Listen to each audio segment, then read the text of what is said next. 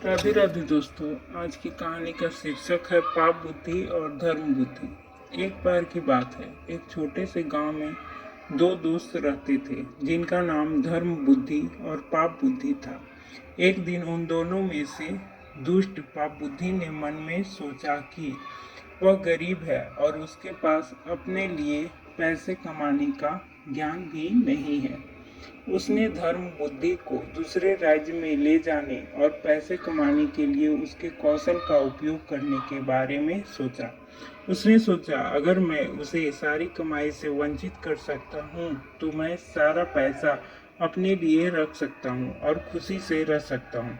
कुछ समय बाद वह धर्म बुद्धि से मिला। मेरे दोस्त, जब हम बूढ़े हो जाएंगे तो हमें अपना भरण पोषण करने के लिए धन कमाने की आवश्यकता होगी। हम धन कमाने के लिए किसी अन्य राज्य की यात्रा करें, क्योंकि जब तक हम दूर के राज्यों की यात्रा नहीं करेंगे, हमें हमारे पोतों पोतियों को बताने के लिए कोई कहानियाँ नहीं बनेगी। धर्म बुद्धि की योजना पर सहमत हो गया और अपने माता पिता और शिक्षकों का आशीर्वाद लेकर एक दूर के राज्य की यात्रा की। एक शुभ दिन पर उन्होंने अपनी यात्रा शुरू की। उन दोनों ने धर्म बुद्धि के कौशल और ज्ञान के कारण बहुत पैसा कमाया। कुछ समय बाद अपनी कमाई से खुश होकर उन्होंने घर लौटने की योजना बनाई। अपने घर जाते समय जैसे ही वे अपने गांव के पास पहुंचे, पाप बुद्धि ने धर्म बुद्धि से कहा, मित्र, हमारे लिए इतना पैसा घर ले जाना अनुचित होगा, क्योंकि हमारे सभी दोस्त और रिश्तेदार हमसे पैसे मांगने लगेंगे। इसके अलावा चोरी का भी खतरा है। उसने कहा, चलो हम अपनी जरूरतों के लिए नाम मात्र राशि लेकर धन को जंगल में गाड़ दें, जहाँ कोई इसे ढूंढ ना सके। जब भी हमें कुछ धन की आवश्यकता होगी, हम एक साथ वापस आ सकते हैं और इसे खोज सकते हैं। उसके इरादों पर संदेह किए बिना धर्म बुद्धि सहमत हो गया। उन्होंने अधिकांश धन एक पेड़ के नीचे गाड़ दिया और केवल मुट्ठी भर धन लेकर घर लौट आए।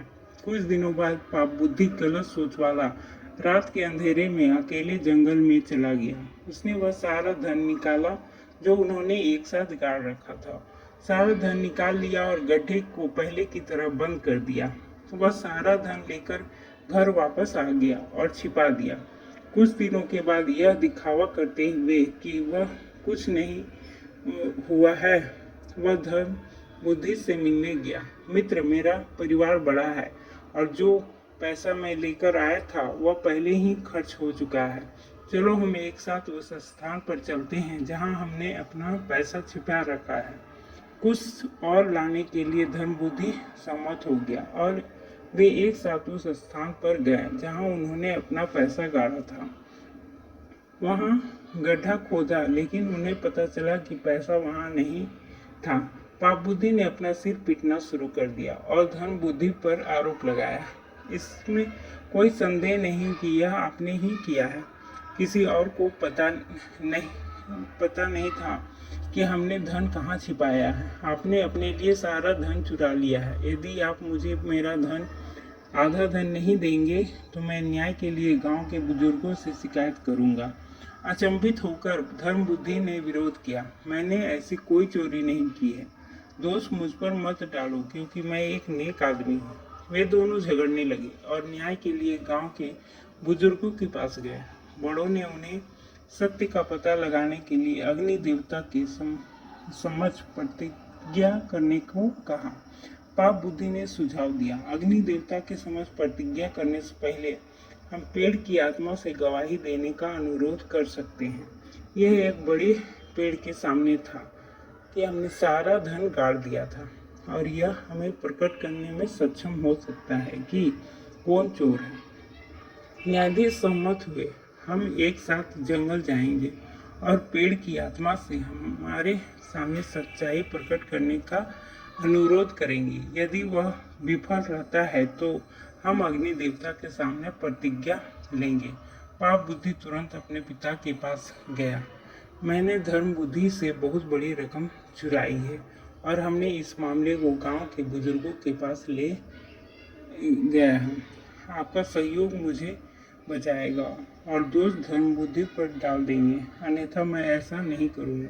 उनके पिता ने कहा, मेरे बेटे, मुझे बताओ कि मैं तुम्हारे लिए कैसे मदद कर सकता हूँ ताकि तुम्हें पैसे से भागना न पड़े।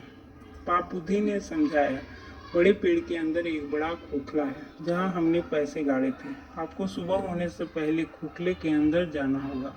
जब हम सभी पेड़ की आत्मा से सच्चाई प्रकट करने का अनुरोध करने के लिए जंगल में जाएंगे, तभी आपको अंदर से चिल्लाना होगा कि धर्म बुद्धि ही असली चोर है। मैं बाकी सब संभाल लूंगा। सहमति के अनुसार उसके पिता जंगल में चले गए और अगली सुबह पेड़ के खोखले में छिप गया। कुछ समय बाद गांव के बुजुर्गों के साथ धर्म बुद्धि और पाप बुद्धि दोनों उस विशाल पेड़ के पास गए जहां उन्होंने अपना धन गाड़ा था। पाप बुद्धि ने ऊंची आवाज में पूछा, हे पेड़ की आत्मा, कृपया हमें बताएं कि चोर कौन है, क्योंकि हमारा टकराव है और गांव के बुजुर्ग सच्चाई की तलाश में आए हैं। तुरंत पाप बुद्धि के पिता ने पेड़ के खोखले हिस्से से अंदर से उत्तर दिया, सच्चाई की तलाश करने वाले सभी लोग सुने, धर्म बुद्धि चोर है जिसने सारा पैसा चुरा लिया है। गांव के बुजुर्ग आश्चर्यचकित थे। वे इस बात से इनकार नहीं कर सकते थे कि पेड़ की आत्मा ने वास्तव में सच्चाई प्रकट की थी। वे तुरंत आपस में चर्चा करने लगी कि उन्हें धर्म बुद्धि के अपराध के लिए क्या दंड देना चाहिए। इसी बीच जब धर्म बुद्धि ने पेड़ की आत्मा को ऐसी बात कहते सुना तो उसे यकीन हो गया कि जरूर कुछ गड़बड़ है। यदि ऐसा है तो वृक्ष की आत्मा असत्य बोल रही है, यह संभव नहीं है। पेड़ के खोखले हिस्से को देखकर उसने पेड़ के खोखले हिस्से के सामने सूखे पत्तों और घास का ढेर लगा दिया और उसमें आग लगा दी। जब आग भड़कने लगी तो पाप बुद्धि के पिता खोखले के अंदर की गर्मी और धुएं को और अधिक सहन नहीं कर सके। वह बाहर आया। उसके शरीर में जलन थी और वह दया के गुहार लगा रहा था। गांव के बुजुर्ग उसे पेड़ की तरफ से बाहर आते देख आश्चर्यचकित हुए। तुम यहाँ क्या कर रहे थे और तुम्हें क्या हो गया है? उसने तुरंत अपना अपराध कबूल कर लिया और गांव के बुजुर्गों को बताया कि उसके बेटे ने यह किया है।